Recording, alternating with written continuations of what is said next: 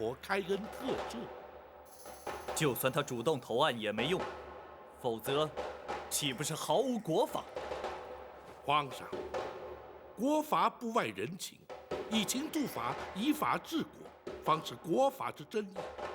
臣恳请皇上法外开恩。包拯，你为何急于替白玉堂开脱？你一向执法守法，难道要因为一个白玉堂而改变不成？回皇上，包拯绝不敢违法徇私。然而，法有严疏之分，罪有轻重之别。白玉堂所作所为的确触法，然而却并非罪大不赦。此人虽桀骜不驯，却颇具侠义之风。倘若能够收为朝廷所用，未尝不是朝廷之福啊！什么？你不但要朕赦免他的罪，而且要朕将他收入朝廷。若是他能够戴罪立功，以功折罪，非但朝廷能够增添以有用之才，更足以彰显皇上仁恕之德。微臣斗胆，恳请皇上开恩。包拯，你真这么想？难道你就不怕引狼入室，所事非人？臣为国举才，一无所举。好，朕就给他一个机会，让他戴罪立功。朕倒要看看他能立下什么奇功来，是不是真能让朕足以赦免他的罪？臣遵旨，谢皇上。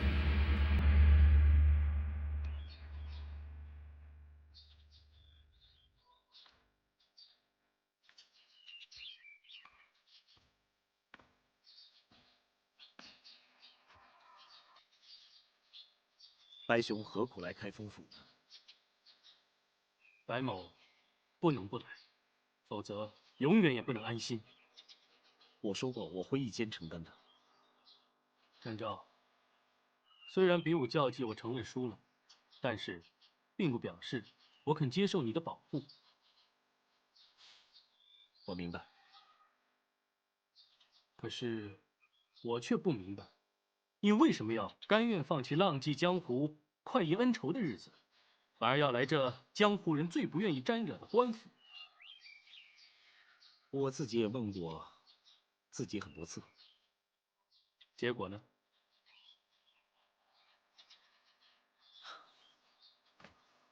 如果不是包大人，我不会接受官职。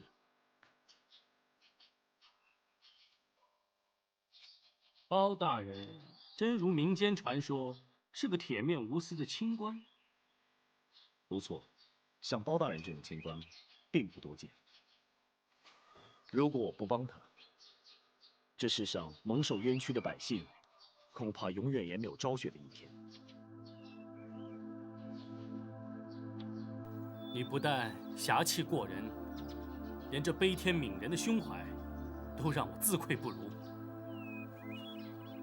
如果你愿意，也可以为朝廷尽一份力。不可能，这一辈子我都不可能进入官府。而且你别忘了，我还是戴罪之身。你放心，包大人一定会有办法，让你免除罪责。你这么信任他？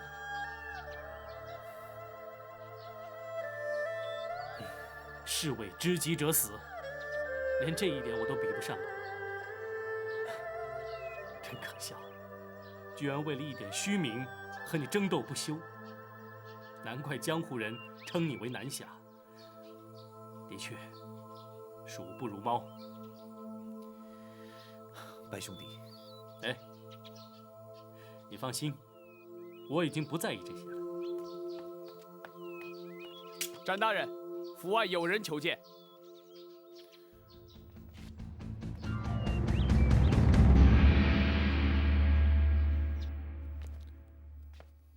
大人，皇上答应让白玉堂戴罪立功。不错。大人打算让他立什么功啊？势必得是让皇上能够认可的大功才行。本府请公孙先生前来，正是为了此事。哦，可是那白玉堂无官无职，眼前又无重大刑案待办。哎，有了！如何？眼前的确有件大案待办，太妃娘娘之案。可是此案不宜让外人插手啊。不错，此案的确不宜让白玉堂插手其中。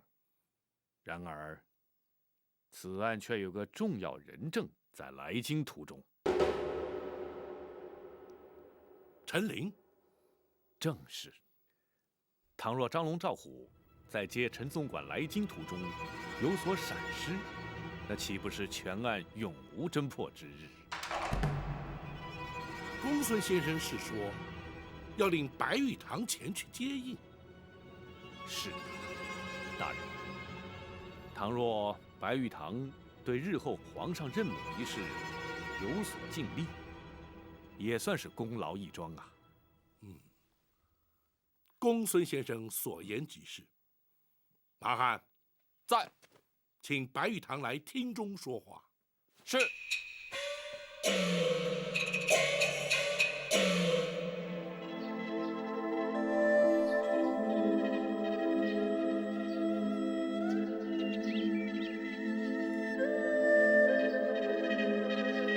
白玉堂，你看谁来了？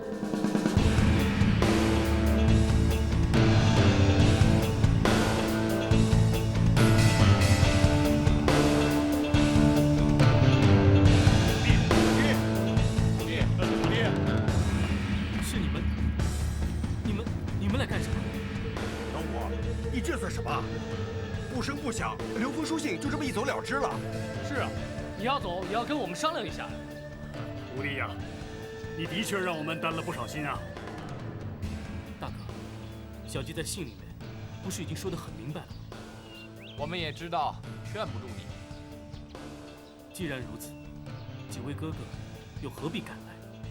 很简单，如果你决心前来投案，我们就一起来陪你。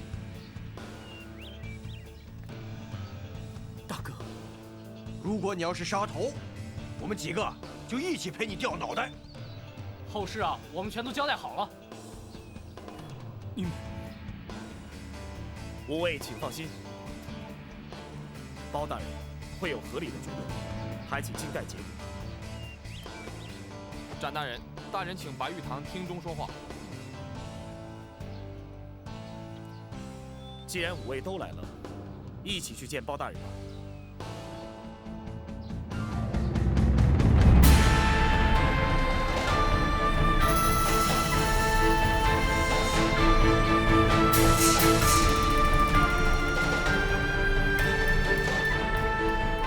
启禀大人，县公道如属到。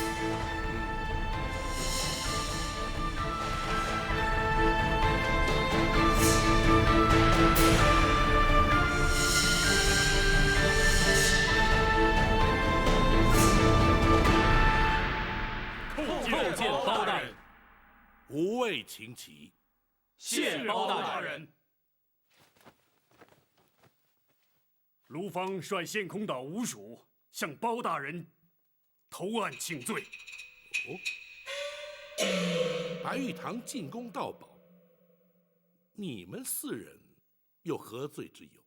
回包大人，我们兄弟五人同生一气，生死相依。倘若五弟有罪，我等情愿同罪。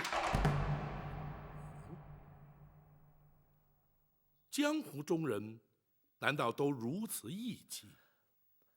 回大人，江湖中人义字当先，对他人来说或许言过其实，可县空岛五署却称得上是义薄云天。所谓儒者以文乱法，侠者以武犯禁，如今看来，却也未必尽然。白玉堂虽莽撞处罚在先，却勇于认罪于后。你们兄弟4人，虽未处罚，却因义之所至，甘愿同罪。若依本府，吾属当为无义。谢包大人谬赞。大人，莫非皇上赦免了白玉堂之罪？不，本府虽对武艺赞誉有加，但白玉堂犯法却是不争事实，自当泾渭分明，不能混为一谈。包大人言之有理，我们兄弟听候判罚。白玉堂虽有罪在身，但皇上以人数为怀，其以戴罪立功。若能将功折罪，或可免去刑责。这如何戴罪立功？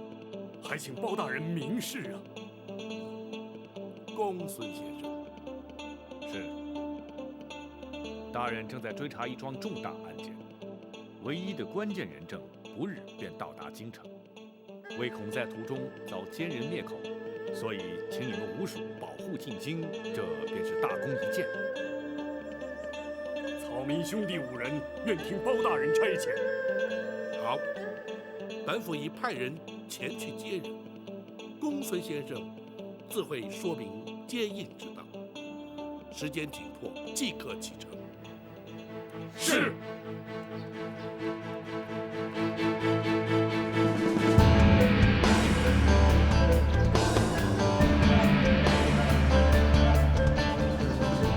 五位一路顺风。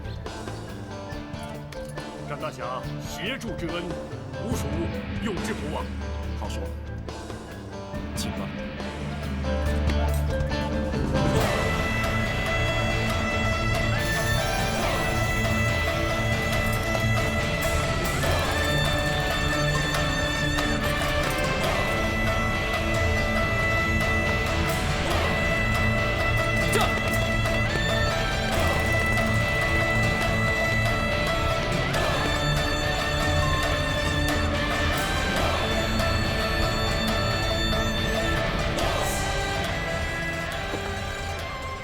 展昭代吾属叩谢大人。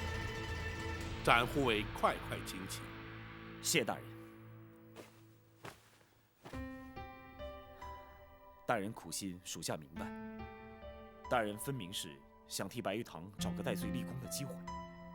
不，陈令的安危也的确重要，有他们5人前去接应，本府也安心许多。人说大人有法无情，的确是错怪大人了。也不尽然，执法之人总得接受世人公平。情理法3字兼容并蓄，才是执法之精要准绳。然而，以情度法，或是违法徇私，这2者之间不过毫厘之差，端看用心如何。只要问心无愧，又岂在乎人也？大人言传身教，展昭永记在心。今日与武艺一见，本府已感受到江湖中人豪迈之情。本府将展护卫揽进官场，想必多受约束，也委屈展护卫。追随大人是展昭自愿，并无委屈可言。展护卫侠骨仁心，令人钦佩。如今白玉堂之事已安排妥当，就该集中心力在太妃娘娘身上。太妃娘娘如今情形可好？公孙先生正在施政，稍后本府要将眼前的进展一一禀报。你且随本府一同前去，也好向娘娘正式迎见。是。御前4品带刀护卫展昭叩见太妃娘娘千岁。展护卫请起。谢娘娘。哀家一直栖身于市井之中，若问斩护卫，或许少有人知晓。但一提起南侠展昭，却是人尽皆知。你路见不平挺身而出，行侠仗义、除暴安良的义举，早已在民间流传了。展昭不敢当，谢娘娘谬赞。可惜哀家双目失明，未能亲眼目睹南侠俊俏的风采。展昭惭愧。娘娘经公孙先生妙手诊治，不知如今的情形如何？哀家也不清楚，只觉得双目隐隐有酥麻之感。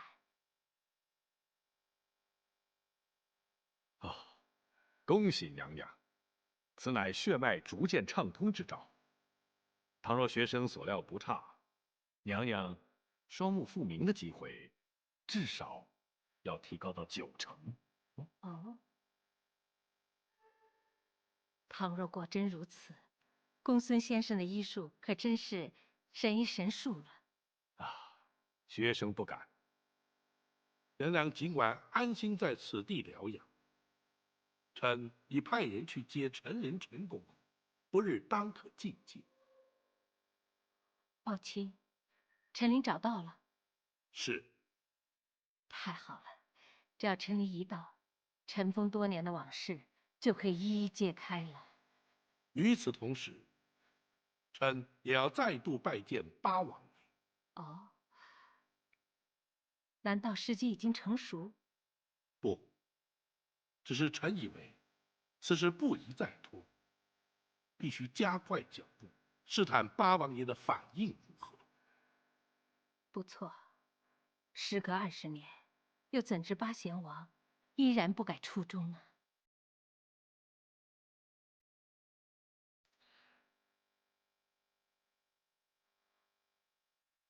回娘娘，臣可以确信，八王爷忠心谋国之心，绝不会有所改变。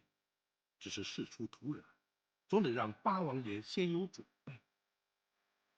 你考虑的周到，那就去吧。包拯还要向娘娘商借一物来用。哦，包卿要向哀家借什么？先皇御赐的金碗。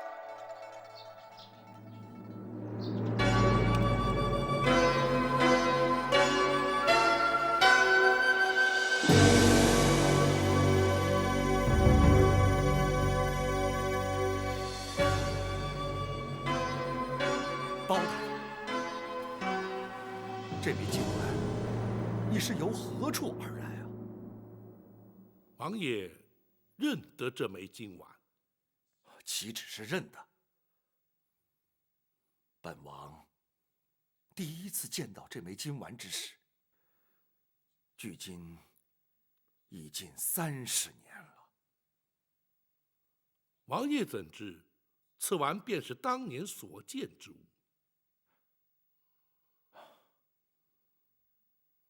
这玉成宫李妃5字，乃是先王墨宝拓刻而成，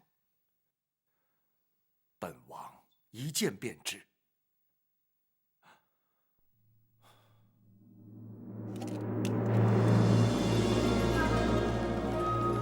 包大人，请看，在金丸之内有夜明珠1枚，世上仅有2枚，绝无赝品。王爷可知，当年这金丸是为何打造，何人所有？先皇与本王手足情深，非比一般。当年陈皇后去世之后，先皇无子，却又一直不肯另立皇后。谁说朕不会有太子？玉成宫李妃和金华宫刘妃先后怀有身孕，朕一定会有继承皇位的儿子。臣也殷勤期盼2位皇妃能为皇上产下龙子。玉帝啊，不用替朕担心，朕要让你看看，朕为2位爱妃准备了什么。你看看，这2枚金丸，就是朕要赏赐给他们的。哦，仔细看看。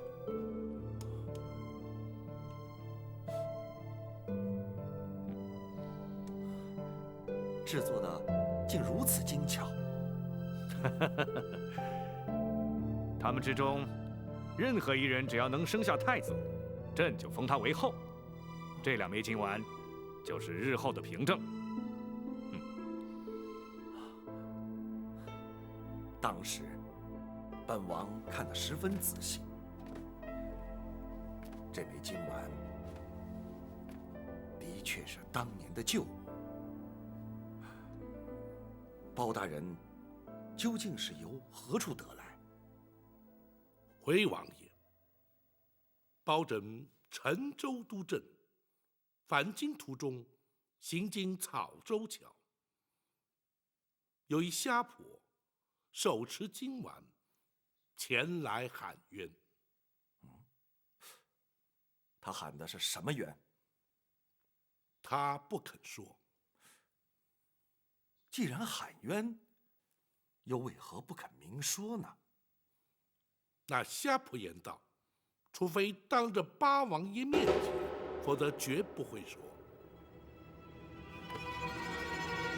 当着本王的面，莫非他的冤情与本王有关？这就不得而知了。原本包拯以为乃是疯婆之语，不予理会。然而，见这金丸之上有玉成宫李妃字样，唯恐与宫闱之事有关，故而并未将他驱离。那虾婆如今人在何处？王爷可知，包拯回京之时，有一名远房表亲同行。此事城中颇多议论，本王也略有耳闻。包拯唯恐牵涉宫中，为掩人耳目而由此托辞。那名老妇人正是鸣冤虾婆。你将他带回京来了？是。王爷若是不肯见他，包拯自会将他遣返草洲去。只是这金丸他是如何取得，恐怕永远也无法得知。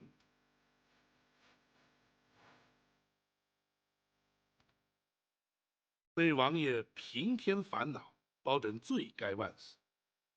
王爷不必为难，包拯这就要人将他遣返。哦，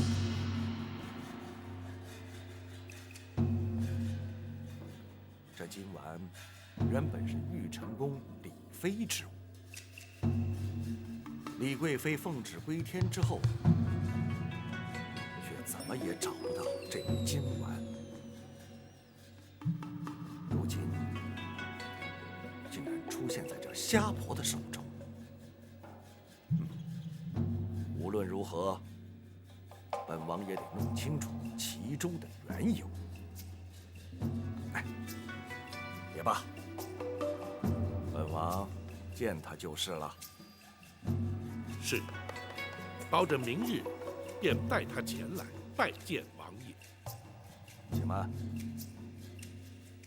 为防万一，还是以包大人亲眷之名带他前来，否则难免遭人非议。是。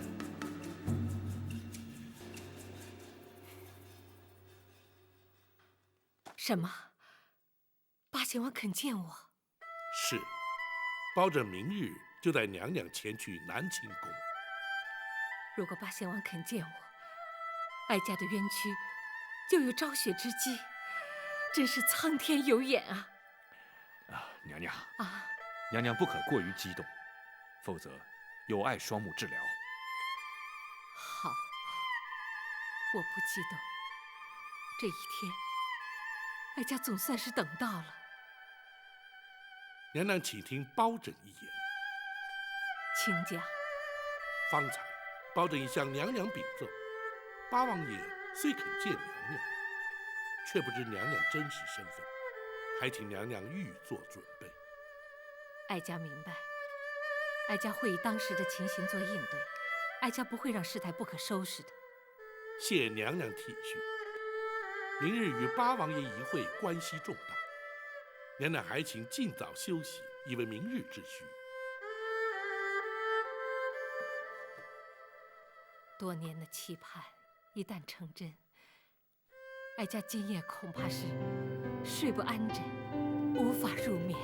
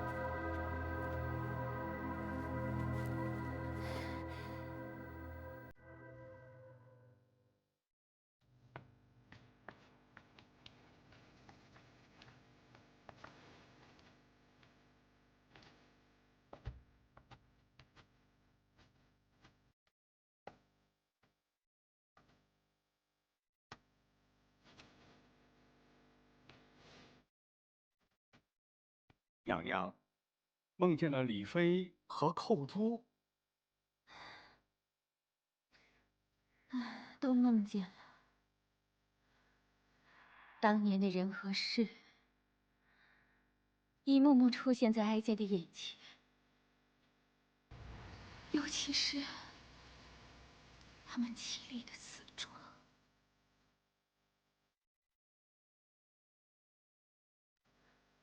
国怀，奴婢在。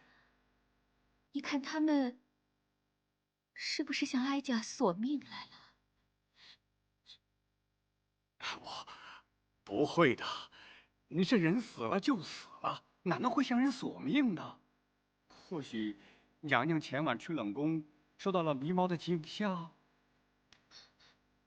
哦，对了，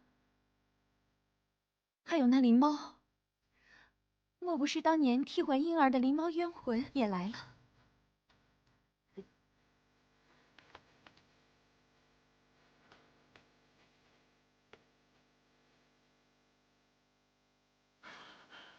娘娘说笑了，这光天化日之下，哪会有什么鬼鬼魂魂呢？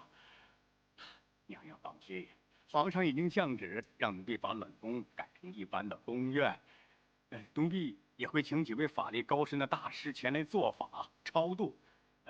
等法会做完以后，娘娘就可以放宽心了。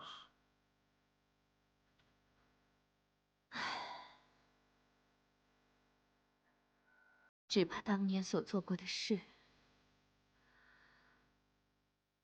永远也无法让哀家安心呢。娘娘，这20多年都过去了，知道当年事的只有娘娘、奴婢，其他的人他没有一个活的呀。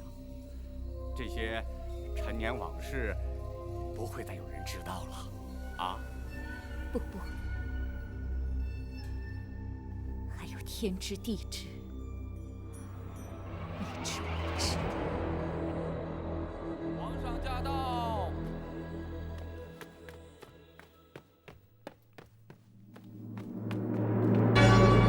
奴婢叩见皇上。起来吧。儿臣见过母后。皇上免礼。母后不是受了风寒，怎么不在寝宫歇息啊？哀家睡不着。母后，回禀皇上，太后娘娘素有失眠之症。朕如何不知？母后有恙，为何不早禀奏？奴婢该死。别怪他，是哀家不许他说的，以免皇上忧心。父母有疾，为人子岂可不知？便是忧心焦虑，也是应该嘛。没事没事，哀家已照宫中御医诊治过了，想必是没有根治吧。朕记得在幼年之时，也常彻夜难眠。父王府邸有秘制奇方安神露，朕服用数日便能安枕。郭槐，奴婢在。你亲往南清宫八王爷府邸，传朕口谕，取安神露来给母后服用。奴婢遵旨。哀家已经好多了，皇上就不必操心了。不行，母后身体不适，朕怎能不操心呢？郭槐，你立刻就去办。是。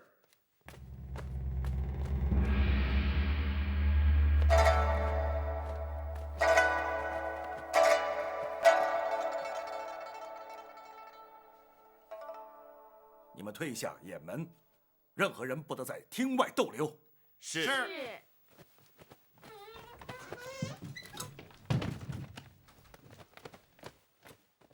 包拯见过王爷。包大人免礼。就是这一瞎婆要见本王。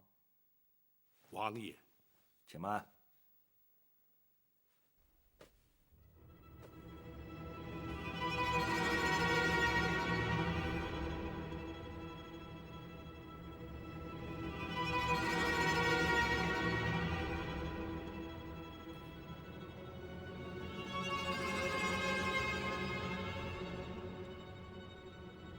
八贤王，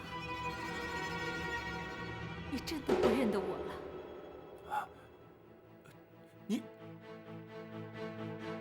你是？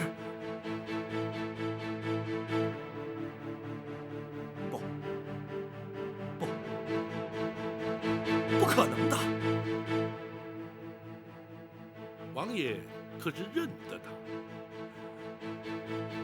他与本王多年前所识之人颇为神似，只是万万不可能。他早已辞世多年了。八贤王，怎知不是昔人故人当面？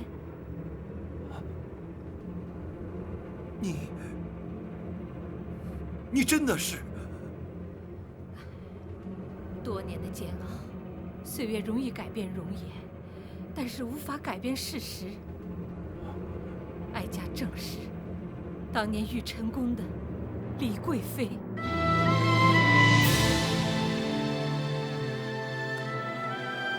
可是当年你不是被先皇赐死了吗？奉旨自缢的是冷宫小太监于忠。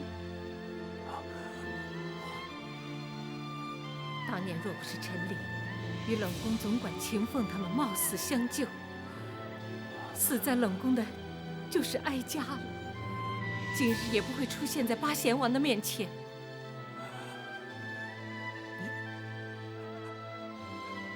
你果真就是皇嫂？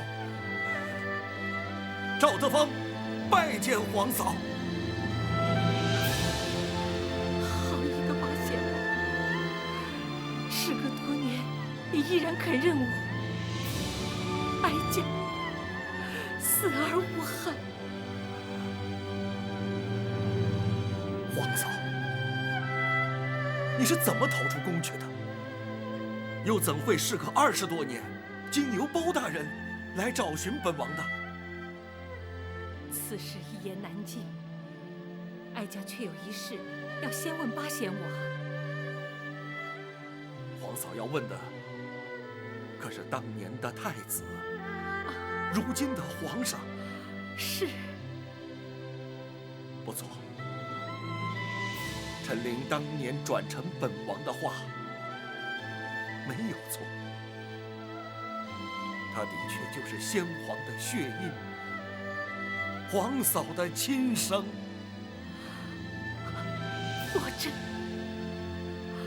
果真如此，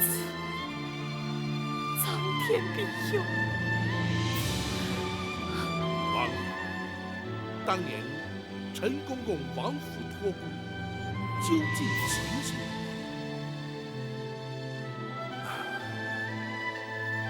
那是本王一生所经历过最大的震撼，至今久久不能忘怀。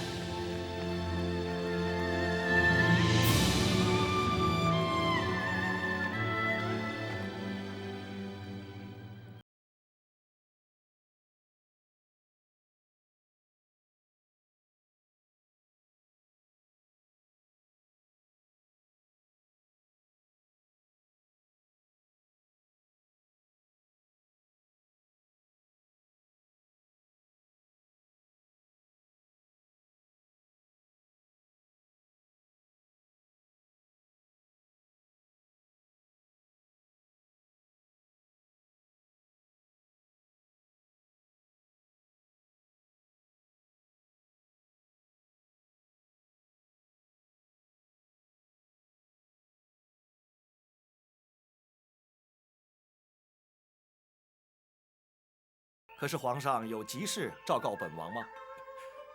请王爷病退左右。陈琳，本王可从没见你如此识态过。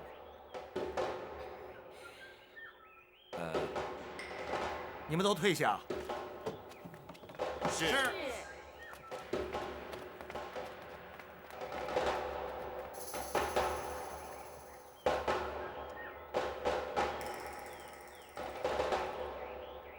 行了，现在可以说了吧？回王爷，奴婢奉旨采摘御果园里的果品，送给王爷，作为王爷明日寿辰之礼呀。皇上送果品给我，你也要本王病退左右？王爷，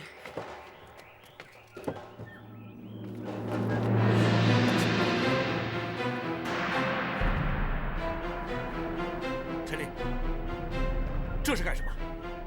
这是谁家刚出生的婴儿？王爷，这就是李娘娘方才所生，皇上的嫡亲血脉。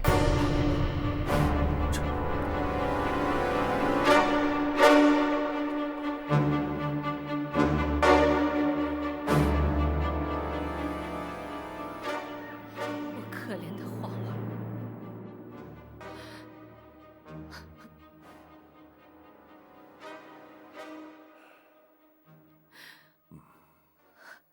当本王问明了原委之后，本想当即进宫面圣，揭发此一骇人听闻的阴谋。然而，王爷为何未去面见先皇啊？宫闱争斗，自古皆然。除非那刘贵妃与郭槐自成罪状，否则，只是一面之词，如何取信于皇上？当时人证物证俱全，若是及时追查，想必郭槐与产婆尤氏无法脱罪。即便如此，至多也只是那郭槐和尤氏抵罪，未必就能定得了那刘贵妃之罪。如此一来，太子在宫中犹如置身险境，随时可能遭人暗害，这岂不是自投罗网吗？八仙王说的没错，倘若阴谋揭发，只怕皇儿早已被害，而不会成为当今的皇上了。只是如此一来，让皇嫂受尽委屈，险些丢掉了性命。本王在此向皇嫂请罪。不，若非八仙王谨慎睿智，奸人早已得逞，哀家感激还来不及呢。不，这也算是皇天庇佑。当年本王王妃稍早也曾有孕，不幸腹中夭折，于是将太子假称为本王亲子，得以在府中抚养。在7岁那年，被选为太子，就送进宫中去了。应一会，自有天定。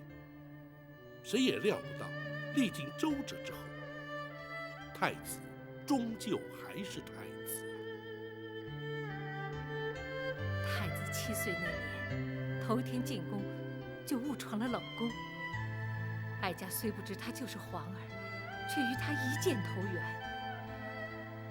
那也是哀家此生亲眼见到他的唯一的一次。本王也明白皇嫂思子之苦，所以召陈琳前来，要陈琳前去探望皇嫂。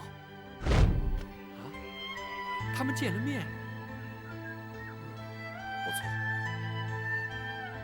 李贵妃一直以为太子已死，因此将思子之情转到他的身上去了。母子天性，真是母子天性啊！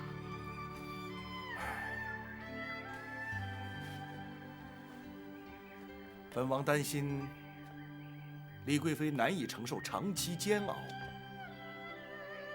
也不忍见她因憔悴致死。你将真相告诉她吧。王爷，这样安全吗？本王也知，此举的确有些风险。不过，骨肉分离，对面不识，也太过残忍了。你还是去吧。是。哦，切记，要李娘娘秘而不宣，免得横生枝节。奴婢明白。当陈琳告诉哀家，太子就是皇儿之际，哀家的千种委屈、万般怨恨，顿时化为乌有。为恐杞人疑窦，不敢稍有声张，只能在夜深人静时焚香祭天，为皇儿祈福。原来如此，所谓的邪术诅咒，却原来是焚香祈福。唉，只是本王一念之不忍，竟成为奸人的借口，来陷害皇嫂。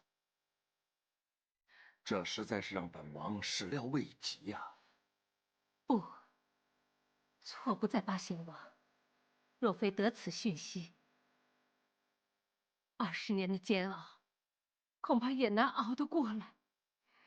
哀家感激还来得及呢。惭愧，只是皇嫂这对眼睛幸得公孙先生神医神术，不日哀家当可复明。太好了，这才是吉人天相啊！如今哀家若想报仇平反，还得仰仗八贤王做主。既是赵家的家务，又是朝廷公案，本王责无旁贷。也该是向皇上禀明一切的时候了。本王这就进宫面圣。王爷万万不可！包大人为何阻止？进宫面圣，禀明一切，又有何不可呢？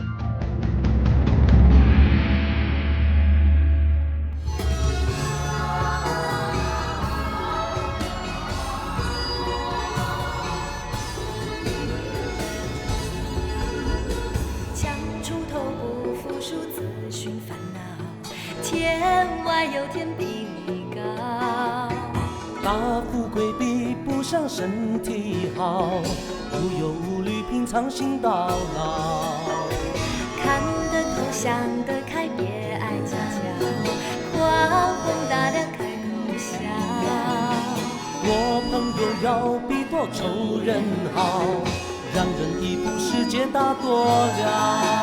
真心好，久了总会被看到，不需要拒绝让别人知道。重承诺，重感情，友谊才是宝，尝过人情冷暖最明了。现在江山会傻瓜，胭脂过早，人会好心有好报。人生有什么才不算少？自己快乐满意就好，自己快乐满意就好。